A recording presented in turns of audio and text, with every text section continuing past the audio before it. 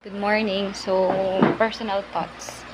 Personal thoughts. So, yesterday, habang naglalagay ako ng coconut oil, this one is homemade coconut oil. So, yesterday, ang devotion ko is sharing the word of God. Paano nga naman lalaman ng ibang tao about Jesus if we don't share the word of God? So, kahapon, nag-check ako ng mga views. I posted mga videos, short videos, kasi wala akong time mag-edit ng long videos, so mga short. And then, shorts ko, mga views ko, around 600 views. So, pakunti siya ng pakunti, hindi siya normal.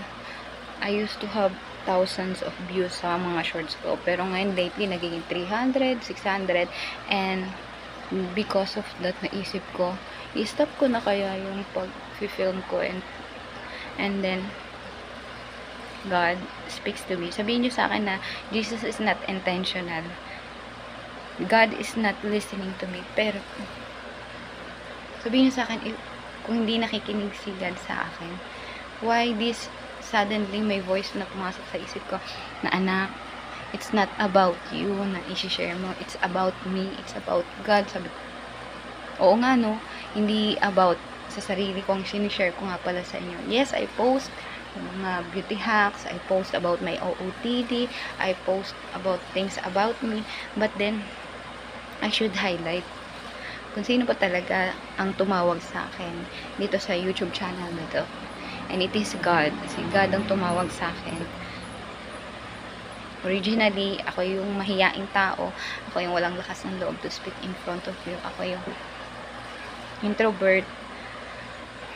But then, si God yung nagbigay sa akin ng lakas ng loob to share to you, to speak in front of camera, to share to you guys kung gaano kabuti ang Panginoon, na napakabuti ng Panginoon sa akin. Kasi kung wala si God sa buhay ko, siguro hindi niyo ako makikita. Wala yung confidence, yung strong personality, hindi yan lalabas sa akin without the help of Jesus, without His conviction, without His word. Yan yung buong tunay na patotoo ko sa buhay. Na though I'm weak, I know I'm strong.